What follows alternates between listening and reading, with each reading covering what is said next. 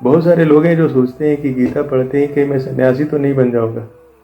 मैं वादा करता हूँ, आज गीता पढ़ने से ना आप सिर मुड़वाने वाले हैं, ना कफन ओढ़ के हिमालय भागने वाले हैं, बल्कि आपके भीतर का जो सीईओ है, सुपर लीडर है, सुपर स्ट्रेटजिस्ट है, वो गंगनम स्टाइल में डांस करने लगेगा।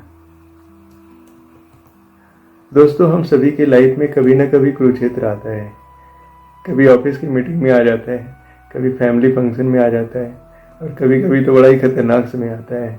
महीने का आखिरी सप्ताह हो, सैलरी गायब हो और EMI तैयार खड़ी हो।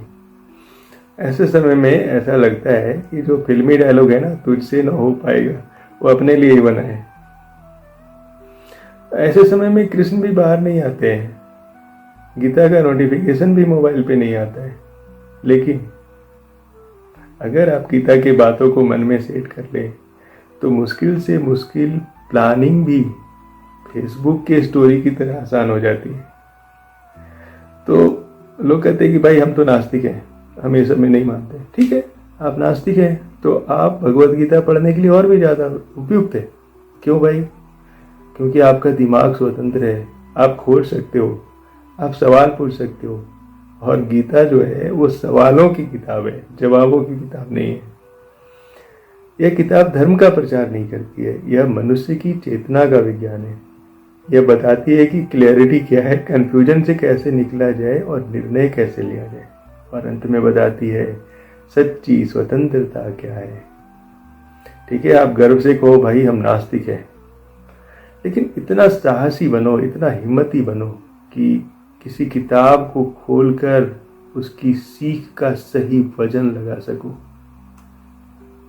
अगर कोई किताब आपके भीतर की उलझनों को सुलझा दे तो क्या फर्क पड़ता है वो किताब मंदिर में है कि लाइब्रेरी में है। ध्यान रखिए, गीता पढ़ने के लिए आस्तिक होना जरूरी नहीं है, गीता पढ़ने के लिए जिज्ञासु होना जरूरी है। गीता केवल धर्म ग्रंथ नहीं है, यह जीवन का मैनुअल है। जैसे स्मार्टफोन का गाइड बुक होता है।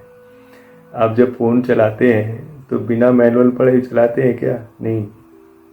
तो जीवन को, मन को, दिमाग को, रणनीति को यूं ही बगैर गहराई से समझे आप कैसे जी सकते हैं? भगवत गीता कहती है, उठो अर्जुन, निर्णय लो, युद्ध करो, क्योंकि मौन रहना भी कभी कभी पाप होता है। आप ईश्वर को मानो या मत मानो, निर्णय तो लेना ही पड़ता है। तो क्यों ना निर्णय उसी गहराई से लें जिस गहराई से कृष्ण ने अर्जुन को उठाया था।